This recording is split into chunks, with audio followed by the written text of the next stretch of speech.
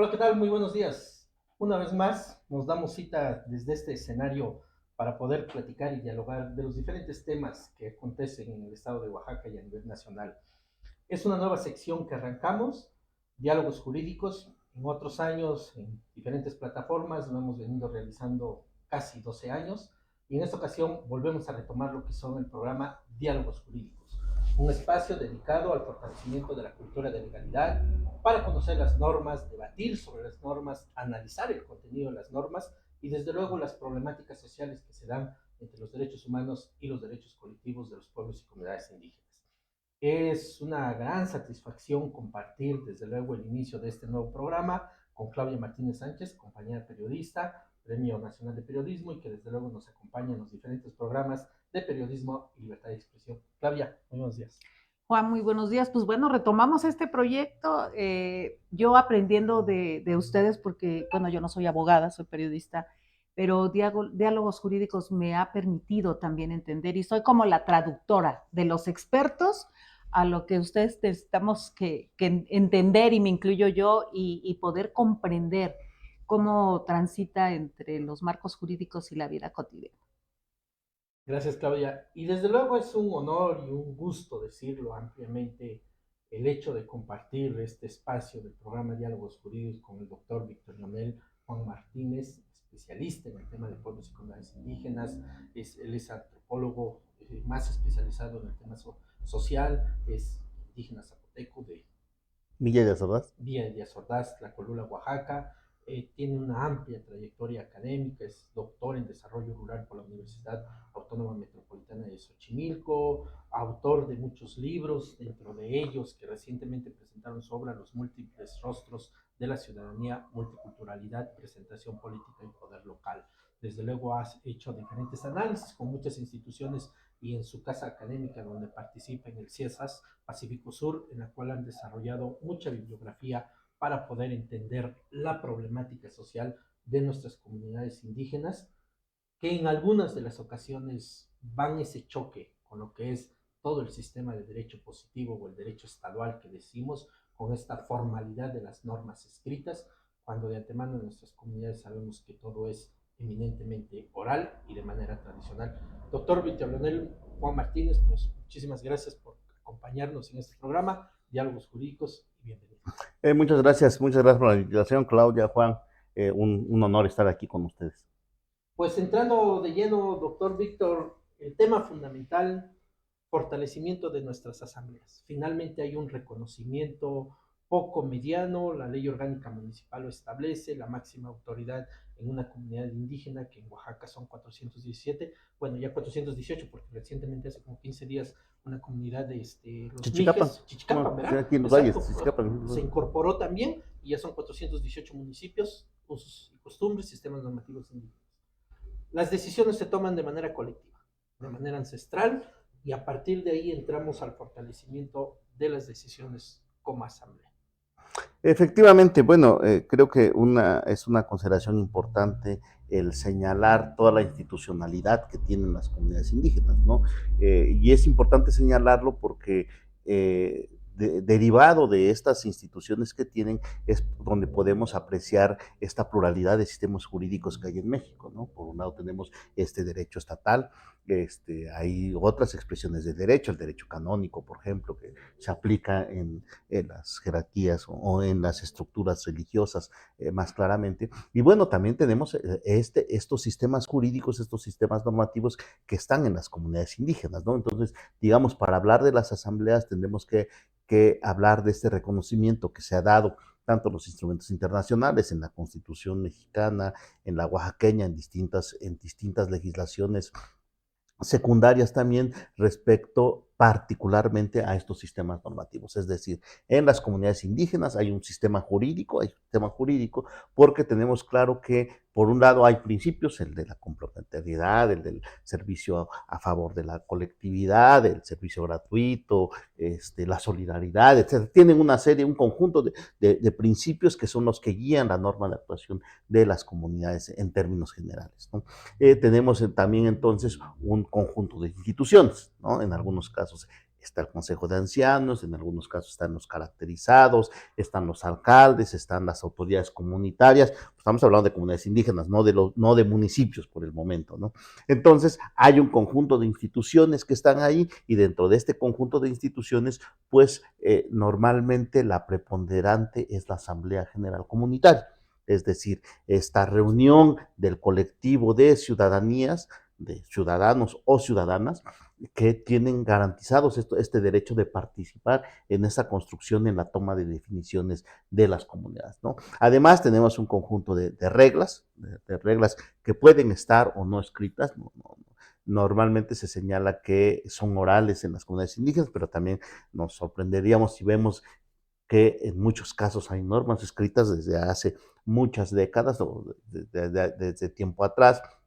Y luego hay procedimientos, que por ejemplo, en el término electoral, la imagen bucólica que tenemos es esta asamblea por ternas y a mano alzada, ¿no? Pero nosotros hemos encontrado que hace un siglo había lugares como, no sé, San Miguel Tlacotepec en la Mixteca, donde ya usaban planillas y ya usaban boletas y votos secretos. O sea, no es una, no es una norma, no es una receta, ¿no? Que yo creo que eso es lo interesante y lo rico de esta diversidad. Estamos hablando de múltiples sistemas jurídicos que son atravesados por algunos ejes comunes, como son precisamente que hay una preeminencia de los derechos de la colectividad, y que esta toma de decisiones también se hace en lo colectivo, ¿no? Pero fuera de ahí toman formas diversas, formas distintas para ser aplicadas en la práctica. Y en este sentido es que destaca esta asamblea como este máximo órgano de toma de decisiones. En algunos lugares también la asamblea solo valida otras formas de construcción de los consensos. Yalala, por ejemplo, particularmente en el tema electoral, la asamblea está validando un proceso que viene de tiempos y de otras formas y de otras formalidades atrás.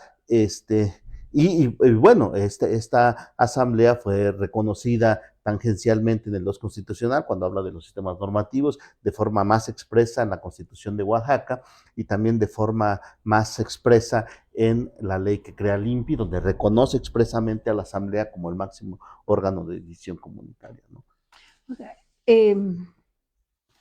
De repente es para quienes no tenemos todo el conocimiento que ustedes manejan en el ámbito jurídico y antropológico, es como muy complejo poder entender, ¿no? Y más en un estado como es Oaxaca, finalmente, tan complejo como nuestro quesillo, como la variedad de nuestra comida, somos multiculturales, interculturales ahora también.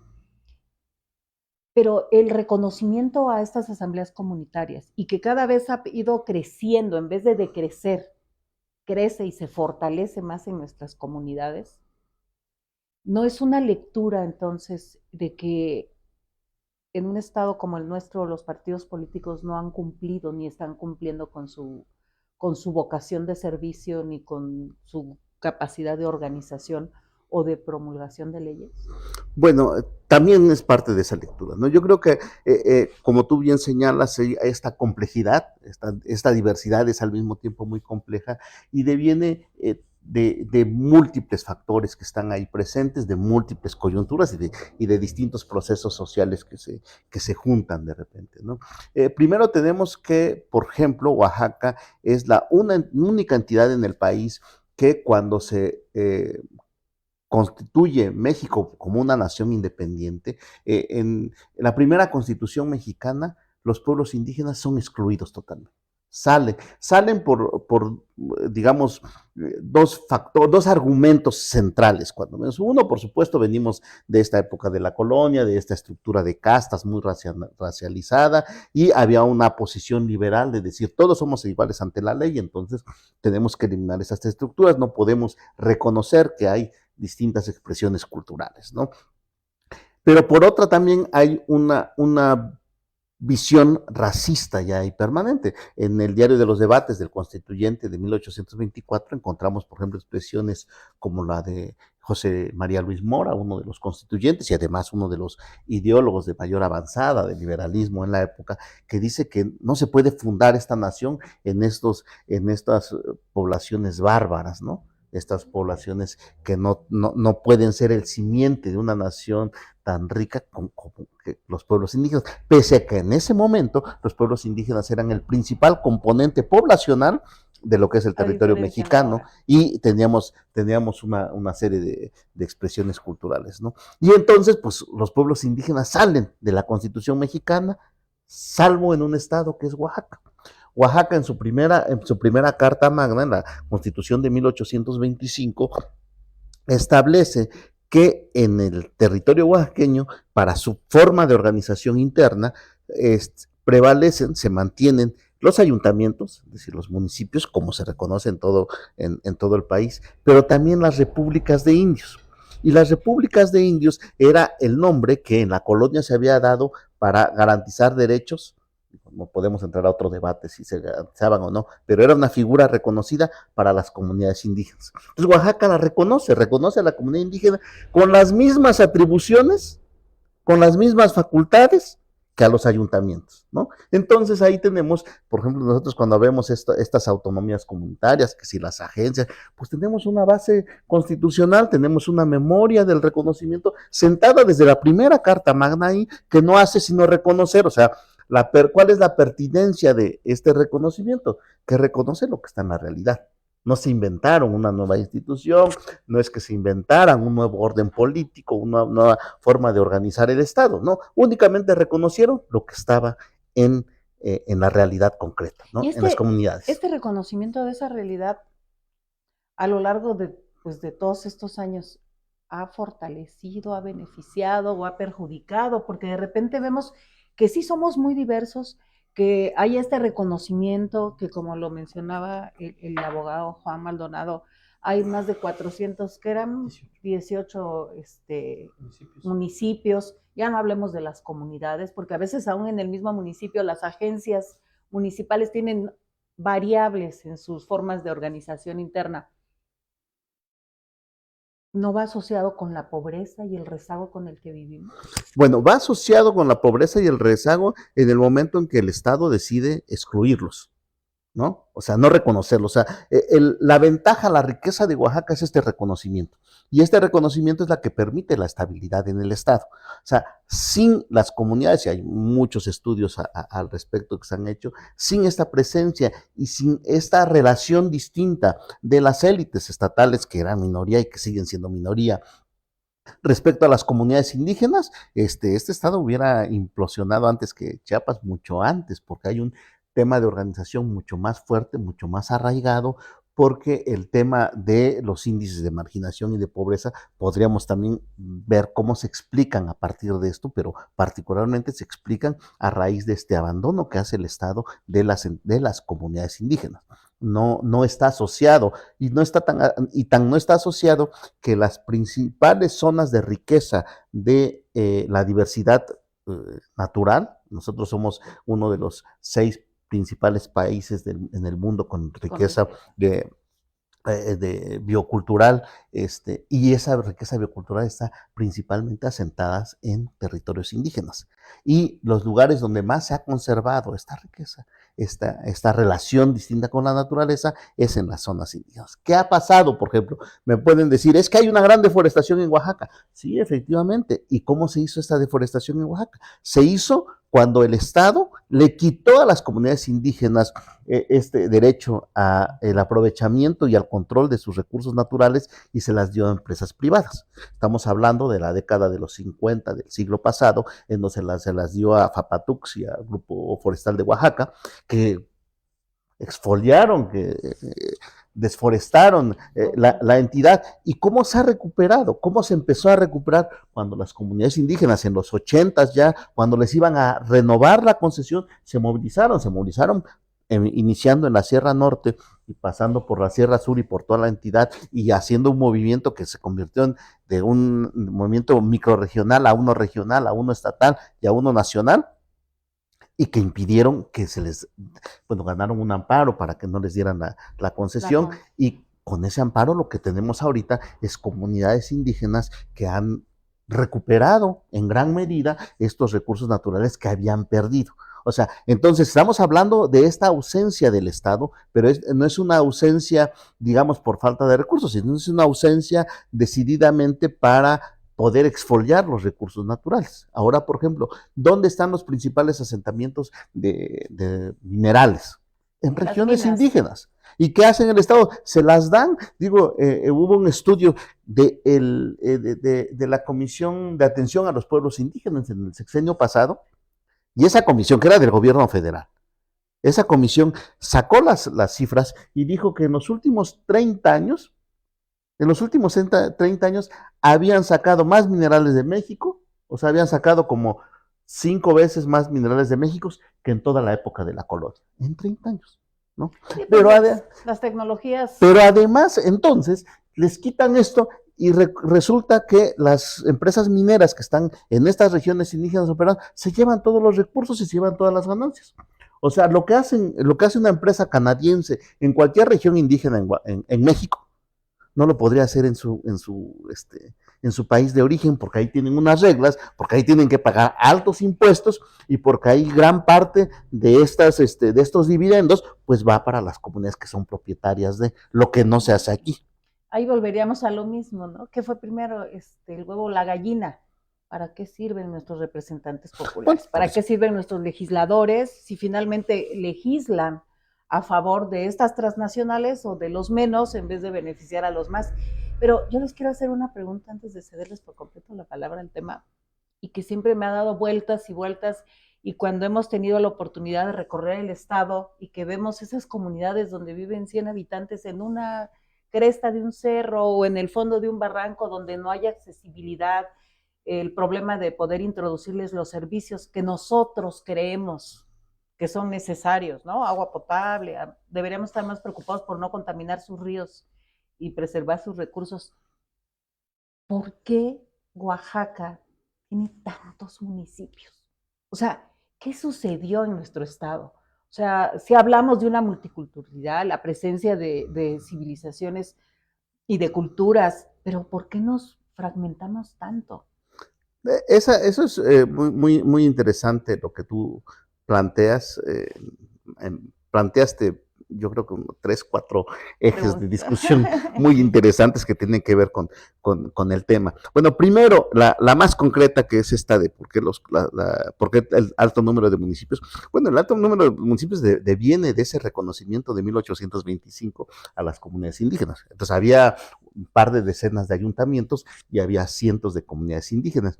En teoría, dicen algunos historiadores, muchos pensaron que las repúblicas de indios en algún momento iban a querer convertirse en ayuntamientos.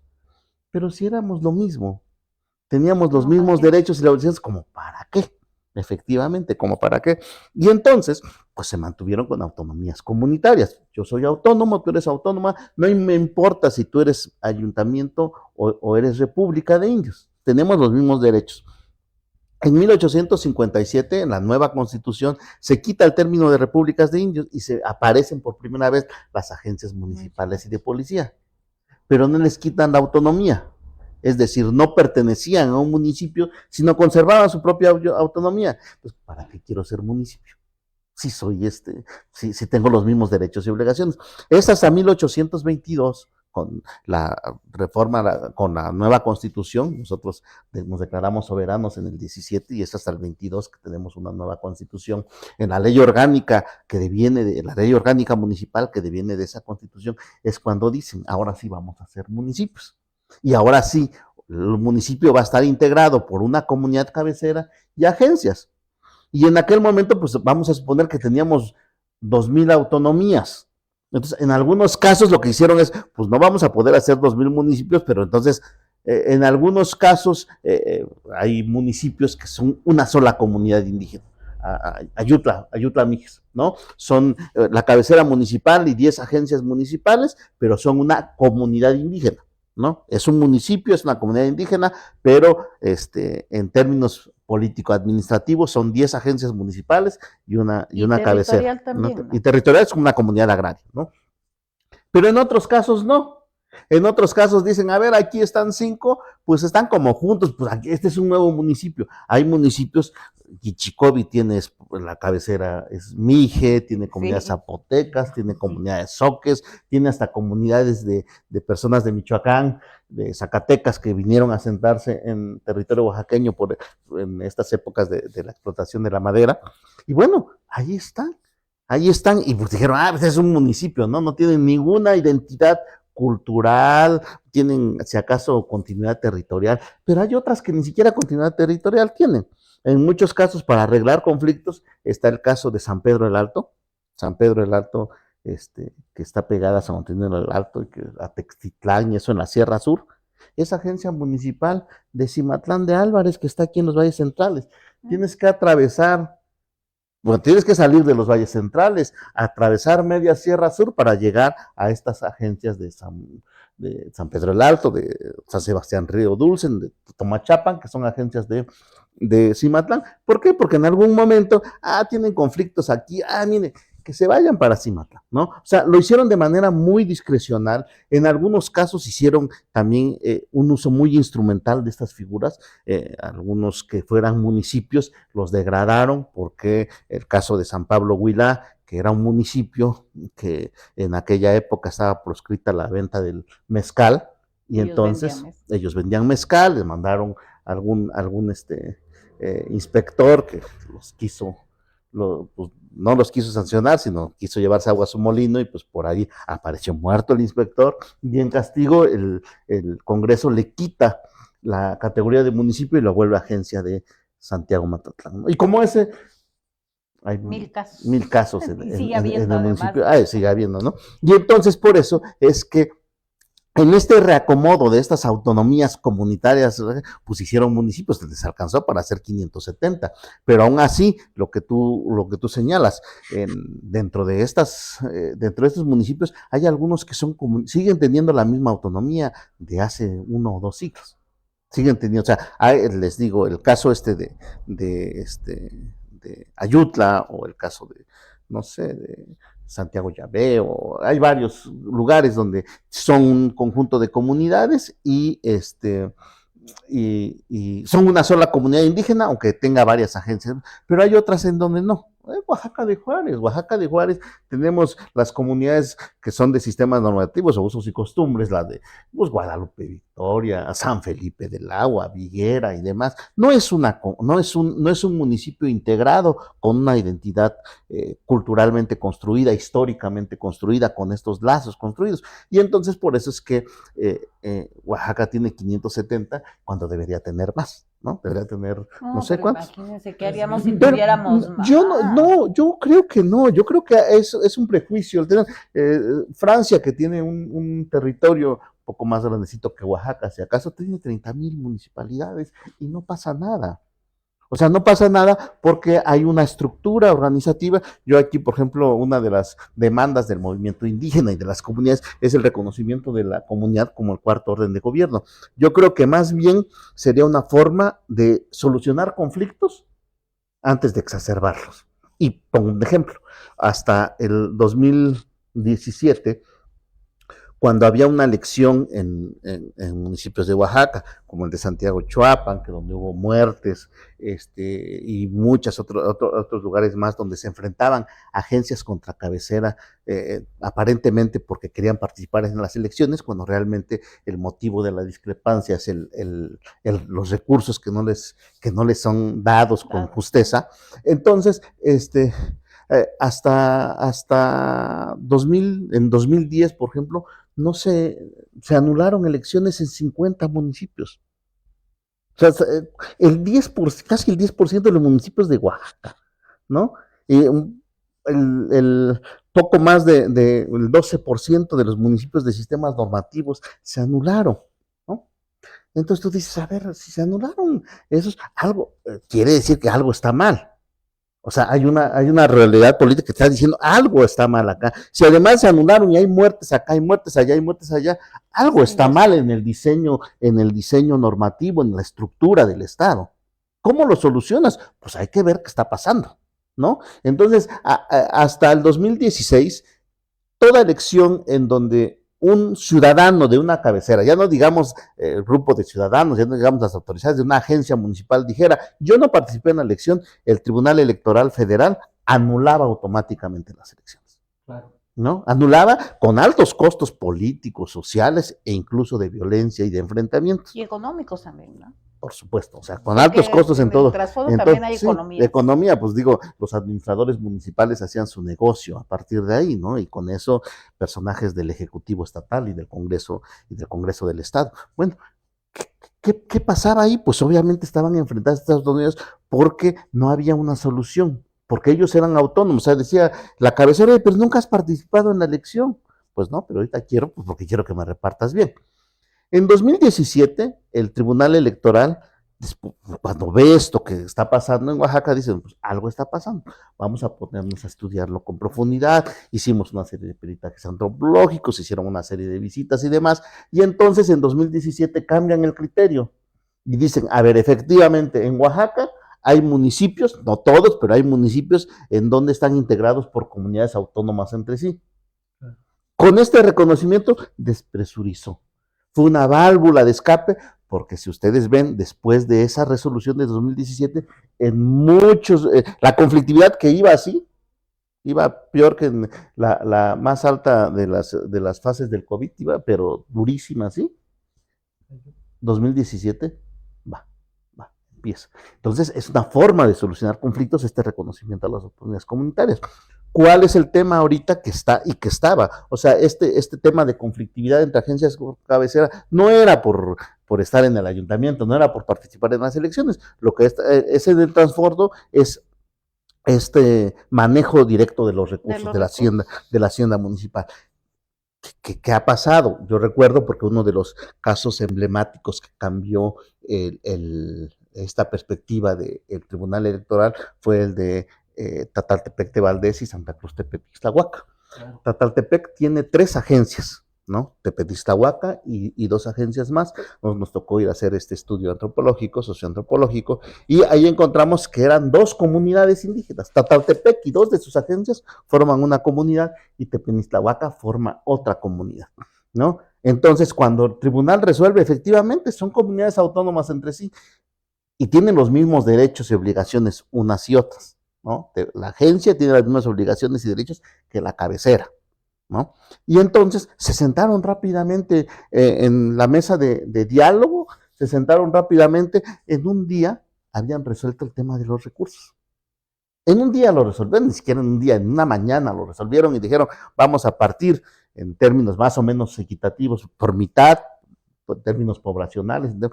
Se sentaron y lo resolvieron rápidamente. Pues todos decíamos, ya está resuelto. ¿Qué pasó? Que las instituciones del Estado dicen, pues con la pena, pero tú, Tepetixtlahuaca, eres agencia, no eres sujeta de derecho público. Oye, pero la Constitución de Oaxaca desde el 98 somos sujetos de derecho público. Sí, pero en la legislación federal no, y como es lana federal, entonces, y como no eres fiscalizable, porque la auditoría dice, no, yo ahí no le entro, pues entonces con la pena no se puede. Un conflicto que estaba resuelto en términos jurídicos, electorales, políticos, sociales, de identidad, de diálogo, porque la regla 525 de las reglas de operación dice que no, pues no se puede. Pues son como esas decisiones de escritorio o esas decisiones con otro tipo de intereses. Y sucede también con la tierra, ¿no? Sí. O sea, todos los conflictos agrarios que tenemos, ¿cuántos se originaron a partir de una decisión unilateral o arbitraria? Pero, abogado, ¿qué tan difícil es poder ejercer la abogacía, poder buscar la defensa de los derechos de los pueblos indígenas aquí en Oaxaca? Porque en México yo creo que no hay otro lugar igual en donde podrían entrar en este tipo de conflictos. Claudia, doctor, sin duda yo creo que Oaxaca ha sido un escenario bastante maravilloso en la que ha permitido construir muchas estructuras sólidas desde las comunidades indígenas en la toma de decisiones. Apartado a todo lo que es el marco jurídico estatal, nacional, finalmente en nuestras comunidades encontramos en muchos de los casos una visión de vanguardia en la toma de decisiones.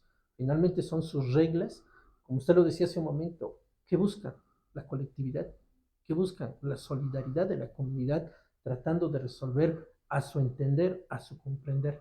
Desde luego a veces va contrario al tema ciudadano, vamos a decirlo, porque finalmente cada ser humano ve el tema de diferente óptica. En una comunidad, pues el pueblo se rige por sus mismas tradiciones, prácticas desde los ancestros que generación en generación han transmitido. Y llega el ciudadano, o muchas veces los mismos paisanos que se van a la Ciudad de México, a Zacatecas o a Monterrey, o a Estados Unidos, a grandes lugares donde cambió ya totalmente la visión de desarrollo y el tema económico, y cuando regresan a la comunidad, pues ya no quieren cumplir con los cargos, ya no quieren cumplir con los tequios, no quieren participar en las asambleas, que al final son las estructuras históricas que han permitido la unificación del pueblo y su desarrollo de acuerdo al entendimiento de ellos que es el desarrollo. Desde luego que nunca va a ser igual de una comunidad al de la ciudad. La ciudad le apuesta más vías de comunicación y todo, y ellos ¿qué buscan? La protección, como usted lo decía, la protección de sus recursos naturales, con la indolencia que ha habido del Estado, porque finalmente ha sido una intromisión muy fuerte del Estado de acuerdo a conveniencia. Y eso es lo que lamentablemente ha generado un choque en las mismas comunidades. ¿Qué opinaría usted en esta gama de cómo el indígena o cómo las comunidades buscando adaptarse a estos modelos de intromisión de gobierno se han cerrado en muchas cuestiones, pero han permitido la protección de todos sus recursos? Doctor. Sí, es todo también es todo, todo un gran tema que tiene que ver precisamente con primero con esta resistencia de las comunidades indígenas, esa resistencia histórica en proteger su territorio, en proteger su identidad cultural. Estamos en la Semana de las Lenguas, de la lengua materna, en proteger la lengua, pese a todos estos embates estatales. Nosotros recordamos que hubo una política diseñada exclusivamente para acabar con el uso de las lenguas indígenas hace un siglo, ¿no? Hubo una política nacional, pese a eso no se logró porque hubo una permanencia, y conservar una lengua es un primer reducto de la resistencia, ¿no? Es un primer dique para resistir y para continuar la lucha. Y a partir de ahí, estas identidades culturales, esta relación que se tiene con la naturaleza, porque ahí no se ve como un fin utilitario, sino se ve, pues, se señala como la madre tierra, ¿no? Entonces tenemos una óptica, una perspectiva distinta de ver, de ver el contexto de qué es el territorio, de qué es la tierra y de cómo nos relacionamos con ello. Y a partir de ahí, por supuesto, de este despliegue de luchas por evitar que se invada, que se les quite la tierra, que se les agreda con estos proyectos, por ejemplo, los mineros, etcétera, etcétera. Al mismo tiempo, por supuesto, ha habido estos embates, hay muchas comunidades que han transitado, algunas exitosamente. Yo pongo siempre estos casos de las comunidades forestales como pueblos mancomunados, o esta empresa, Ixtlán tiene una de las empresas, una fábrica de muebles que tiene tecnología de punta en América Latina, pues, ¿no? Coajimoloyes con el desarrollo de Indapura y todo el aprovechamiento de su agua. Sí, ¿no? o sea, hay ejemplos, sí hay ejemplos. Recordemos, por ejemplo, que en el caso de los proyectos eólicos, Ciudad Ixtepec había desarrollado también un proyecto propio con un par de aerogeneradores y demás, y fue el Estado el que impidió, por un formalismo legal, porque no tenían no sé cuántos millones de dólares de fianza para poder, no les permitió conectarse a la red, cuando había un proyecto. Entonces otra vez volvemos, de quién es la culpa de que estén, ¿no? Si ahí están estos proyectos que se han estado desarrollando, estos proyectos de telecomunicaciones que empezaron ahí por Talea de Castro y estas comunidades, y que ahorita en esta semana presentan una plataforma nacional para las comunicaciones indígenas. O sea, hay esta defensa, pero al mismo tiempo también se está asumiendo cómo incorporarse a estos nuevos contextos estatales. Nosotros, particularmente en el tema de los recursos, por ejemplo, en el CIESAS, con otros colegas, desarrollamos hace un par de años un proyecto que tenía que ver con rendición de cuentas, con Contraloría Social en regiones indígenas, particularmente cuando vimos, dicen que no son fiscalizables las comunidades, dicen que no tienen una estructura administrativa para hacer frente a estos nuevos recursos del Estado, y nos encontramos nosotros con que hay comunidades indígenas en donde, por ejemplo, la licitación de la obra pública se hace en la asamblea. Y se hace en la asamblea a partir de la valoración que hacen dos grupos de asesores, uno técnico, y ese grupo de asesores técnicos normalmente es por profesionistas de la comunidad, ¿no? Que saben de la parte técnica, y el otro de esta parte del tejido social comunitario que dice, a ver, vamos a decidir cuál es lo que beneficia mayormente a la comunidad, y a partir de ahí nosotros lo vamos a poner a la asamblea, y la asamblea es la que va a escoger, algo que una licitación aquí lo hace un No, grupito aquí es muy discrecional, ¿no? fiscalizado. O por ejemplo el caso de Yalala, que aquí el abogado conoce muy bien, en donde este grupo revisor de las cuentas de la Hacienda Municipal, la Comisión de Revisión, está integrada por personas profesionistas. Bueno, no todas, pero la mayoría profesionistas, que además ya normalmente son jubilados, o sea, que ya no tienen intereses en ir a rascar, a llevarse agua a su molino, sino tienen intereses de cuidar los bienes de la comunidad y tienen el conocimiento técnico que hay. O sea, las comunidades se adaptan, se suman a estas nuevas posibilidades. Estamos hablando de tecnología, estamos hablando de recursos de proyectos como los eólicos, estamos hablando de Contraloría. O sea, hay muchas cuestiones que las propias comunidades están asumiendo para enfrentar, para adaptarse a estos nuevos contextos. El caso mismo de este ejercicio del derecho, del litigio estratégico, en muchos más se ha ganado porque dicen las cosas, pues ya estuvo bien de estarnos dejando, o de solo la movilización social, o solo la presión política. Ya no nos alcanza con ir a tomar la carretera o como bloquear las calles, sino tenemos que irnos al corazón mismo del Estado para decirles y hacerles ver nuestra argumentación. Entonces yo creo que hay una transformación también desde las comunidades que están ahora. Es muy, lo que decía Claudia hace un momento, es muy visible en el desarrollo, población indígena, aún así, con todos estos avatares y tal, estamos alrededor de, el INEGI en el último censo saca alrededor del 20% en el ámbito nacional. O sea, de cualquier forma, la quinta parte del país no es poca cosa, pero además, si entendemos que la propiedad social es la propiedad colectiva del territorio, es el 52% del territorio nacional, pues empezamos a ver que todavía hay una presencia de esta perspectiva colectiva, comunitaria. Y si además vemos que en casos como Oaxaca el 80% es propiedad social y 2/3 del territorio oaxaqueño es propiedad comunal. Si vemos que hay 417 municipios formalmente, esperemos que en cualquier momento el IEP sesione para ya validar esta decisión de San Baltasar Chichicapa, tomada hace un par de semanas, de transitar nuevamente a sistemas normativos o en su régimen electoral, pues tendríamos 418, pero además ya tenemos cuando menos un municipio en Michoacán, que es San Francisco Cherán, cuando menos tenemos otro en Chiapas, que es Ochuc, y tenemos varios más. ¿Por qué?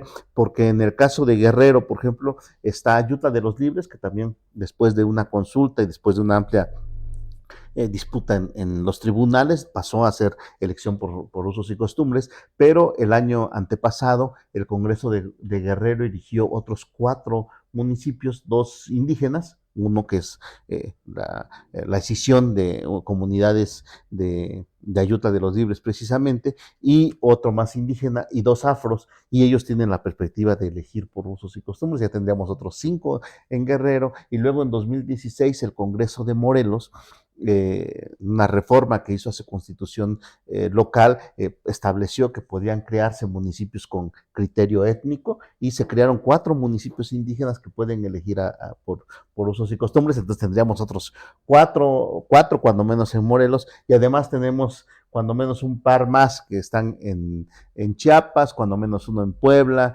cuando menos otros 3, 4 en Guerrero, cuando menos un par en San Luis Potosí, cuando menos uno en Durango, que están buscando este tránsito a elegir por sistemas normativos. Entonces nos damos cuenta que hay una perspectiva muy amplia, muy variada de estas formas Oiga, de antropólogo, conducirse. ¿es un acto de supervivencia de nuestros pueblos indígenas o es una moda política?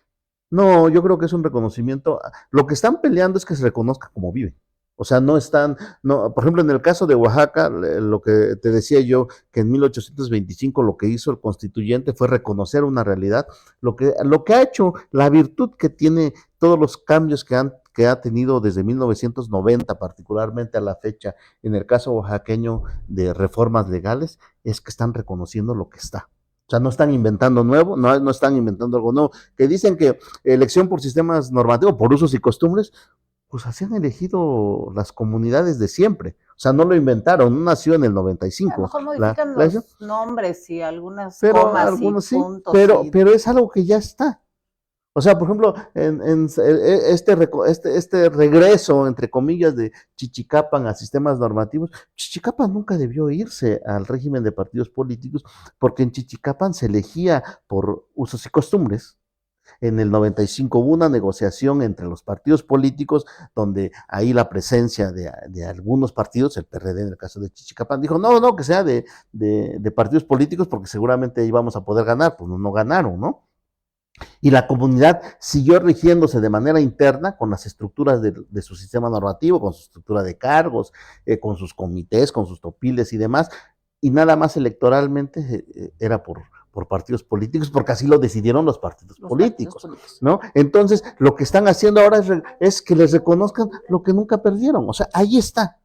Y en estas comunidades, yo tuve la oportunidad de estar en Ayuta de los Libres, coordinando ahí una parte de la consulta, y lo que encuentras es eso, ahí estaba, o sea, no están inventando algo nuevo, aunque construyan nuevas formas también de institucionalidad, o sea, tampoco, porque muchas veces decimos, es que las comunidades indígenas tienen, como son tradicionales, no pueden cambiar, pues no, ellos se adaptan a los cambios, ¿no? Yo por eso no estoy muy de acuerdo con el término de usos y costumbres, porque eso te remite a una serie de tradiciones inamovibles, no, están en cambio constante, están en renovación, son sociedades vivas, que se adaptan, que negocian, que dialogan, que crean nuevas instituciones, que quitan las que ya no están, van adecuando. Que tienen problemas, o sea, porque también muchas veces es que ahí no pasa nada, pues no, sí pasa, hay disputa por el poder, a veces hay excesos, todo, son sociedades, como tú dices, son sociedades vivas. Lo que estamos señalando es que es una diversidad cultural que tiene unos mecanismos identitarios y una concepción distinta de ver la vida y que tiene que ser respetado en esos términos de cuáles son sus formas particulares de hacerlo. Y que quizás el elemento fundamental sea la visión colectiva, la visión social, la visión de solidaridad de una comunidad, no de manera individual como lo vemos en la ciudad. Finalmente en la ciudad pues cada quien anda en sus actividades, su familia muy cerrado en su casa, y pocas veces vemos qué pasó con el vecino, qué está pasando en la calle. En cambio, en la misma comunidad todo el tema es eminentemente colectivo, eminentemente social, que desde luego hay también ciertos abusos. Pero lo que decía el doctor, finalmente esos abusos se tienen que determinar si son prácticas que ya se realizaban o es una moda de querer imponer algo. Nos ha pasado y el doctor participó. Pero no dejan de ser abusos. Desde luego. De una o de otra forma, ¿no? El doctor nos acompañó en el 2022 y 2023 con un dictamen antropológico bastante interesante en Yalala. Y eso permitió solucionar más de 19 juicios de amparo a través de la visión de pueblos indígenas, a través del tema de jurisdicción indígena. Desde luego, esa es la importancia del valor de sus estructuras históricas que ha tenido y que desde luego van evolucionando, adaptándose para que la misma comunidad pues tenga un mayor enriquecimiento. Yo creo que ese es el tema interesante que muchas de nuestras comunidades, digo, si hiciéramos un catálogo, no sé si exista, pero si pudiéramos hacer un catálogo de todas las instituciones en nuestras comunidades que realmente funcionan, creo yo que muchos partidos políticos deberían desaparecer. Aparte de desaparecer, o en su caso... Desaparecer porque nos cuesta mucho como o creo que los partidos políticos deberían de ver la óptica de cómo están las estructuras indígenas, adaptarlas, yo creo que tendrían mayor permanencia ellos. Pero bueno, finalmente ya es... Es que ha habido una queja reiterativa de los pueblos, de los candidatos que después se vuelven o gobernantes o se vuelven representantes populares, de que vienen por el voto y nunca vuelven, ¿no? Nunca los volvemos a ver. nunca nos escuchan, no nos dan audiencia, no nos reciben, se vuelve como un peregrinaje el hecho de que puedan venir a gestionar algo con su diputado federal, local, senador, o el mismo ejecutivo del estado, ¿no? Ya no hablemos de los secretarios, eso ya es otra historia. Este fortalecimiento y visualizar nuevamente el reconocimiento desde una óptica pues ya moderna, podríamos decirlo, ¿no? Donde ellos ya empiezan a ejercer incluso un presupuesto, que es lo que sucedió en este sexenio de López Obrador, donde dice ya no el gobierno es el intermediario de los recursos, sino ahora van directo al municipio. Sí es cierto que pulverizó los municipios y de repente hemos visto los conflictos ahora entre las agencias y las cabeceras municipales que dicen, bueno, es que pues ya te llegó el dinero, ahora cuánto me toca a mí, ¿no? Todo es cuestión a veces de economía. Vemos también la realidad que están viviendo de imposiciones en el transísmico, en el Tren Maya, pues en nuestras carreteras simplemente, ¿no? Cuatlanes, todo esto de Puerto Escondido, que hoy dicen que es un boom, después se va a volver tragedia si no se regulan muchas cosas. ¿No es más fácil quitar a los partidos o reducir el número de diputados de los pluris, ¿no? Famosos, porque realmente hay como están como en contradicción, ¿no? ¿Quiénes somos en realidad? ¿Y qué es lo que ellos creen que somos en su realidad? Tiene que haber una reforma política electoral, pero de fondo, de esas así como quirúrgicas, llegar hasta el tumor, ¿no? Y extirparlo para poder sanear pues el futuro, el presente y el futuro de no solo de Oaxaca, sino del país. Sí, yo creo que hay muchas asignaturas pendientes en el tema. Esto que tú señalas es muy claro, el tema de la representación política. Hay una crisis de los partidos, una crisis que no solo es en México, es una crisis, yo creo que en el ámbito internacional, en el ámbito mundial, de estas fases por las que están atravesando los partidos políticos. Nosotros lo vemos actualmente.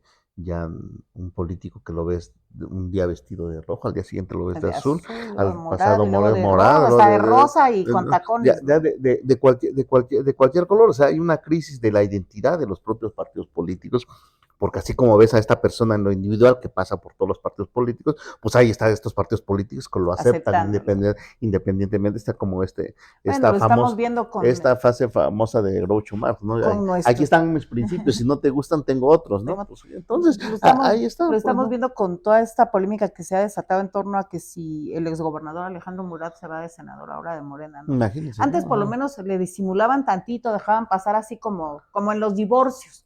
Pues ya nos peleamos, ya nos divorciamos, vamos a dejar así como la ley hasta lo marcaba, no sé si lo sigue marcando, 1 año para volverte a casar casi, no, ahora es así como al otro día ya están juntos exhibiendo su nuevo amor, ¿no? O sea, es claro que hay una crisis de los temas de partidos políticos. De la crisis humana. Que hay una crisis civilizatoria que se ha señalado, ¿no? Tiene que ver en parte también con esta imposición de la política neoliberal que necesita de este tipo de actores y de estas formas de representación política para poder ir a exfoliar otra vez los recursos naturales de una nación, ¿no? No solo de México, sino lo hacen en todo el mundo, haya o no haya indígenas.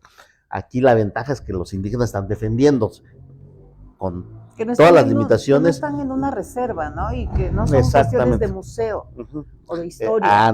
Aquí es una cultura viva que está ahí, que defiende, y eso. Por eso es que, como tú se has señalado en un par de ocasiones, pues son sociedades humanas con todos los asegúnes que tienen las sociedades humanas, pero en este momento están en esa etapa de la defensa. Doctor, los múltiples rostros de la ciudadanía, no he tenido la oportunidad de leerlo.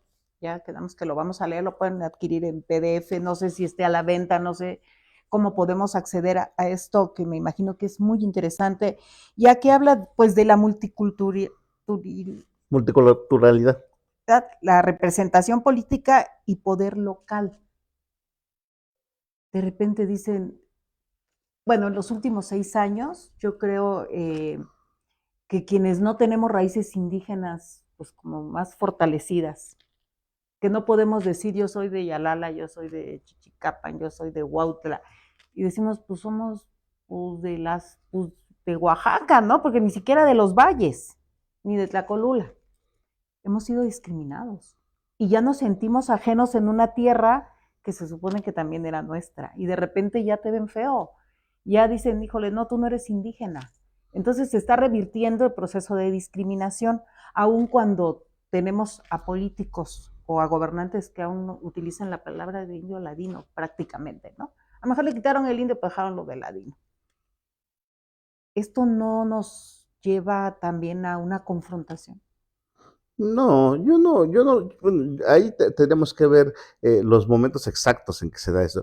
Las estructuras raciales, el racismo, esta de exclusión y esta discriminación, tiene raíces estructurales, tiene estructuras legales, estructuras institucionales en las que se da, ¿no? Cuando se da, digamos, eso que dicen que el racismo al revés no existe, porque las estructuras racializadas están diseñadas obviamente para excluir y para discriminar por cuestiones de color de piel. O sea, nosotros seguramente no entraríamos a un restaurante polanco Pues con quién gran sabe, ahora certeza, creo que si somos ¿no? morenos, sí, si somos... Y entonces están estas estructuras racializadas que son las que hay que cambiar, ¿no? Lo que se busca establecer es un estado con pertinencia cultural, y con pertinencia cultural quiere decir donde quepan todas las expresiones, toda esta diversidad cultural quepa, pero quepa en un estándar de igualdad, en un diálogo de igualdad, de horizontalidad, en el que podamos converger y dialogar todos. No lo existe. Los pocos adelantos que se han estado dando, muchas veces el artículo 2 constitucional es un ejemplo claro de ello. Se reconoce a los pueblos indígenas, se les da una definición, se les reconoce la libre determinación y autonomía, que nosotros cuando leemos eso, dice, pues ya es el derecho fundamental, el derecho madre, por el que se está peleando en términos de la colectividad. Pero más adelantito la misma constitución dice, pero no son sujetos de derecho público, son sujetos de entidades de interés público. Entonces ya todo esto que habían ganado acá, le ponen aquí el candado con triple llave, y entonces ya no pueden. Esto que se supone que les habían reconocido acá, topa con pared acá, ¿no? Entonces esas son las estructuras racializadas que hay que cambiar para que podamos entonces nosotros decir, vamos a establecer un diálogo cultural y podamos ver todos estos asegúnes que señalas. Como mundo feliz. Esto es lo que podríamos encontrar. Bueno, en esto lo que se busca, lo que presenta este libro es un poco esta conversación que hemos estado teniendo ahorita. Tiene ejemplos concretos de cómo están cambiando las comunidades, todos estos mecanismos de cambio, de adaptación a las nuevas estructuras, o bien de pérdida de identidades culturales, porque también está pasando. Aquí hemos hablado de estos cambios, de estas transformaciones a favor de, pero también encontramos estos mecanismos de corrupción que antes era escasa o era menos, pero ahora que ya está, o estos mecanismos de que tienen que ver con los procesos migratorios y la pérdida de identidad cultural. O sea, todos estos asegúnes que has señalado tú, bueno, en parte lo que revisa el libro es con casos concretos cómo se han estado dando, cómo avanzan o cómo retroceden, y pues ahí parte de varios años de investigación que tiene. Toda una vida, como dice la canción. Casi toda una vida, ¿no? ¿Cuántas publicaciones tiene? Pues varias, ¿no? No tengo el número exacto, no. Tenemos varias publicaciones que tienen que ver con temas de derechos indígenas, también con sistema político, con temas de representación política, con rendición de cuentas, ¿no? En comunidades indígenas, pero también en ayuntamientos, en el sistema estatal. Tenemos distintos movimientos sociales, migración, entonces tenemos distintas perspectivas que hemos estado revisando. ¿Dónde podemos irnos así como tomarte de la mano en estas bibliografías y poder caminar contigo para poder entender qué está pasando? Ajá. Bueno, en el portal del CIESAS, ahí pueden encontrar tanto algunas de mis publicaciones. Normalmente yo comparto en las redes sociales, pues si sale algo nuevo, sale. En muchas ocasiones se puede conseguir material en PDF, por ejemplo, y yo con mucho gusto lo comparto sin mayor problema. Entonces, pues ahí es donde podemos estar interactuando. Doctor Víctor, voy a dar lectura de una pregunta que nos hacen y agradecemos a Lionel. Nos dice, excelente, interesante programa. ¿De qué forma se puede mantener la asamblea comunitaria fortalecida, pero sin caer en que esta misma asamblea llegue a la aplicación de sanciones excesivas? porque suele suceder. Sí, el tema de las asambleas que ha sido también en algunas ocasiones polémico, ¿no? Por ahí hay algún texto de un colega de Michoacán, no recuerdo ahorita el nombre ni del libro, pero que tiene que ver con el autoritarismo colectivo que llama, que dices, es esto, ¿no? Estas asambleas que en algún momento determinado pueden tener sanciones autoritarias contra las minorías. Y bueno, yo creo que hay una premisa fundamental es el fortalecimiento de las identidades culturales a partir de la pertenencia a la comunidad, ¿no? Hemos señalado como en las comunidades indígenas, para que tengas derechos, primero tienes que cumplir con el conjunto de obligaciones y entonces a partir de ahí tener este diálogo. O sea, ¿cuál es la característica fundamental de la asamblea? La construcción del consenso, no la imposición, ¿no? Cuando es imposición estamos hablando de otra cosa. Lo característico de una asamblea debiera ser la construcción del consenso. Cuando esta construcción del consenso se pierde, entonces ya podríamos estar hablando de estas decisiones autoritarias que pueden ser de una mayoría. En ocasiones incluso son de una minoría, pero pueden ser incluso de una mayoría que impone cuestiones sin considerar los puntos de vista de las minorías. El bien común, ¿no? El bien que debe común, ser lo que efectivamente. tendría que perseguir. Entonces, como todo. eso es lo que se tendría que buscar, la construcción de este consenso y entonces el fortalecimiento de la identidad cultural, de la participación de la ciudadanía en las distintas tareas de la colectividad, pero a partir precisamente de este diálogo que construye. O sea, lo decíamos al inicio del programa, hay algunas comunidades, muchas comunidades, en donde la asamblea únicamente refrenda el tema de una construcción colectiva que deviene a veces hasta de un año, pues, ¿no? Yo me topé hace 15, 20 años con una comunidad, con un municipio, en donde decían que además de que también eso pasó en algún momento en Yalala, decían, es que llegas a la asamblea y te presentan que va a ser para el presidente municipal y le aplauden, y parece concurso de televisión, porque ahí llegaron en ese momento, particularmente yo recuerdo un caso en Yalala, 2001, 2002, cuando hubo un conflicto fuerte, entonces fue toda la prensa y fueron allá y cuando llegaron, dice que ahí eligen, así estaban los titulares, eligen como en un programa de televisión. Lo que no dijeron es que ellos fueron a la última asamblea de 3, 4, 5. De un proceso. De un proceso. Y resulta que ahí fueron decantando. Y a la asamblea, que fue la mayoría que es lo que reportó, pues era la asamblea última donde efectivamente únicamente validaron lo que ya habían decidido atrás. Entonces, yo creo que es precisamente fortalecer estos mecanismos internos de lo propio y de asunción de lo propio y de participación en la construcción de esta institucionalidad propia, de estos mecanismos propios, para que sea dialogado, ¿no? Que es la base de la democracia. No, pues es que yo es así como apenas mis pininos, mi inicio en este tema, y a mí me gustaría pues que en otra oportunidad nos permitieran Voces Ciudadanas, junto con Juan Maldonado, hablar de la persona, hablar del doctor, hablar de por qué eligió usted esta carrera que a mí se me hace bien compleja, a veces todavía no muy clara de cuál es la función que ustedes tienen, pero que finalmente nos permite, como yo decía hace rato, tomarnos de las manos de ustedes, los antropólogos sociales, para poder entendernos en este presente. Dicen que si no conocemos nuestro pasado estamos destinados a no tener un gran futuro, pero ahora es este presente, ¿no? De repente yo digo, ¿por qué somos complejos? ¿Por qué esta dispersión de comunidades? ¿Por qué de repente dicen, vamos a cerrar fronteras y no va a pasar nadie? ¿Por qué cuando uno es avecindado de un municipio de usos y costumbres, ¿no? Se vuelve uno rehén también de ese municipio, porque entonces hay imposición en las decisiones. Yo lo digo porque yo vivo en un conurbado en San Andrés Guayapá, vivo de avecindada desde hace 42 años y no tenemos derecho a nada, ni voz ni voto. Y si antes era complicado, ahora si decimos ¡ay!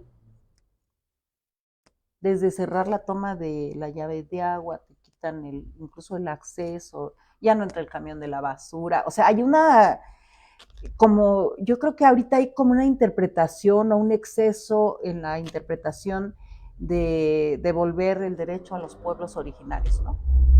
Y entonces eso yo sí siento que nos está confrontando como sociedad, al menos en esta zona metropolitana, ahora que mencionan, ¿no? De 22 municipios donde incluso el presidente municipal de Oaxaca de Juárez tomó la batuta hace unos días, porque hablar de San Andrés Guayapan, hablar de Tlacolula, hablar de Jojocotlán, hablar de Etla, o sea, esta zona metropolitana es como hablar de 25, de 22 estados diferentes.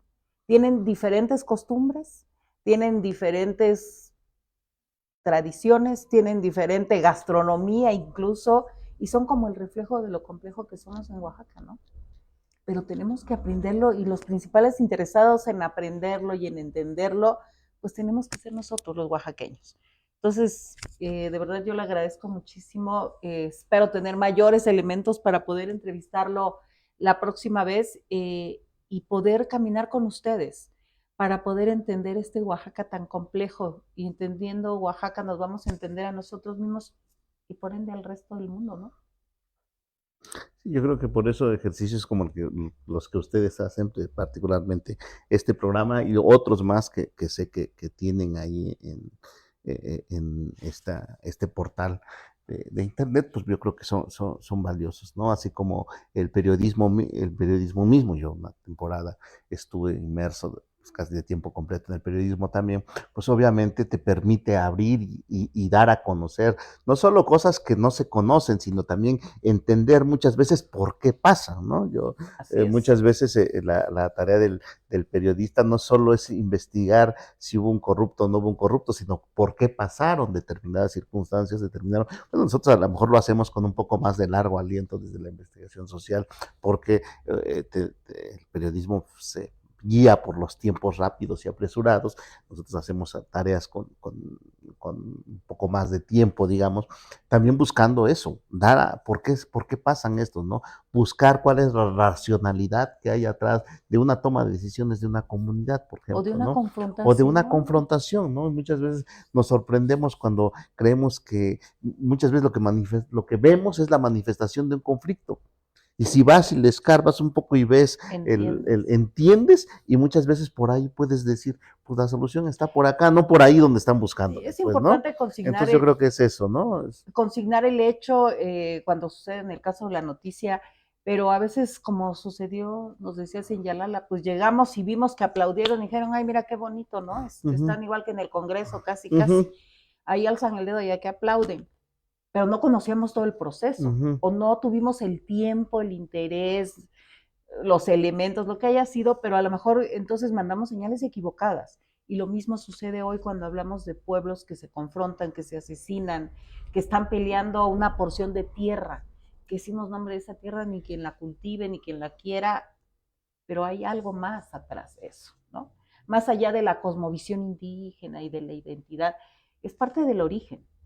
Y si no conocemos, vuelvo a insistir, el origen, a veces no podemos visualizar un mejor futuro y qué mejor de hacerlo de la mano de los expertos. De verdad, ha sido un lujo esta charla y espero que la repitamos muy, muy pronto, con menos elementos jurídicos, pero para que ustedes lo entiendan y que cuando nos dé la oportunidad de volverlo a tener aquí, ustedes pregunten, de verdad, son oportunidades, es como en la escuela, ¿no? Tienes a los grandes maestros y dices, híjole, ¿por qué no le pregunté? Acá lo tenemos, es en vivo. Todo lo que usted pregunte, cuestione, pues prácticamente está obligado a contestar. Sí, por supuesto, ¿no? Con mucho gusto, en la medida de lo que podamos, así, aquí estaremos. Claudia, comentabas algo hace un momento. Creo yo que el tema de estas confrontaciones, muchas de las veces, y espero no equivocarme, pero muchas de las veces se da por los malos liderazgos de una persona individual. Porque llevarlo a las asambleas, desde luego que hay prácticas que han sido excesivas, pero las mismas asambleas van experimentando, van aprendiendo y con una explicación amplia, la misma asamblea transita para decir, ya no hay que seguir con eso, porque si nos está perjudicando, cambiemos. Y a veces son los líderes que lamentablemente al manipular todo esto se generan brotes de Pues violencia yo muy creo que fuertes. se están blindando ahora porque, como decíamos, son comunidades vivas. ¿Sí? Es como cuando hablamos de la cultura, ¿no? Y que piensan que la cultura son como referentes. No, la cultura es viva y se va cambiando, se va honrando la tradición, pero también se va actualizando. Y la corrupción, pues también llegó a nuestras comunidades indígenas, también llegó a las asambleas comunitarias. Y cuando yo digo la corrupción es en ambos sentidos, ¿no? Tanto la corrupción por parte de las instituciones como quienes se dejaron corromper por quienes están al frente de las instituciones. Y que a veces son los generadores activos de estos grandes conflictos, donde, como usted bien lo decía, doctor, si dejaran que se escuchara la voz y se tomara la decisión solamente de la comunidad, viviríamos en un Oaxaca en paz, sin tener, o menos confrontado, sin tener que andar recorriendo los municipios en estas jornadas por la paz o de la paz, ¿no? Cuando la paz misma está en el seno de nuestras comunidades. Claudia, muchísimas gracias, doctor Víctor Leonel. No, muchas gracias a ustedes. Muchísimas gracias por su tiempo, por su espacio y desde luego por la confianza, pues invitarlo en otras próximas Sí, por supuesto, con mucho gusto. diferentes temas de manera más específica y desde luego lo que buscamos es que no sea tan jurídico porque de por sí el tema jurídico es muy técnico y a veces cuesta mucho trabajo para la ciudadanía entenderlo, por eso tratamos de que sea un poco más ciudadano, con un lenguaje más sencillo, sin tanto formalismo. Finalmente, el marco jurídico ahí está. Basta leer y tratar de entender y cuestionar, ¿no? Pero aquí el tema es para que la ciudadanía esté debidamente informada. Y a partir de ahí, la ciudadanía pueda participar y pueda exigir sus derechos. Pero también a la par, cumplir con las obligaciones, que es el elemento fundamental que decíamos hace un momento sobre el tema de los pueblos y comunidades indígenas. Primero cumple y después exiges. Y muchas veces en la ciudad hacemos lo contrario. Primero exijo y no quiero cumplir. Y no quiero Lamentable. cumplir. Llegamos al final del programa, Claudia. ¿Quiere conocer más sobre este tema, más a fondo, de un experto en el tema y que no es por demeritar el trabajo de investigación que hacen quienes vienen de otros países y que están muy interesados en tratar de entendernos, pero qué mejor de la mano de un oaxaqueño? Redes sociales, ¿dónde lo encuentran? Víctor.leonel92 en el Facebook, y Víctor diagonal Leonel en Twitter, ¿no? Y recuerde, pues esta transmisión no la vio usted completa. Puede volverla a ver en la nube, se queda en el portal de Periodismo y Libertad de Expresión y las preguntas que usted haga, aunque no haya estado en vivo, pues también serán contestadas por el doctor Víctor. Claudia, doctor Víctor Leonel, muchas gracias. Llegamos al final del programa Diálogos Jurídicos, retomando esta nueva emisión de estos temas con el compromiso y con el elemento fundamental de generar el fortalecimiento de la cultura de legalidad en beneficio de la ciudadanía y desde luego que la ciudadanía esté debidamente informada y a partir de ahí la ciudadanía pueda participar en la exigencia y defensa de sus derechos. Muy buenas tardes, llegamos al final del programa Diálogos Jurídicos desde la plataforma Periodismo y Libertad de Expresión. Nos vemos en la próxima emisión con otros temas en relación a cultura de legalidad. Buenas tardes.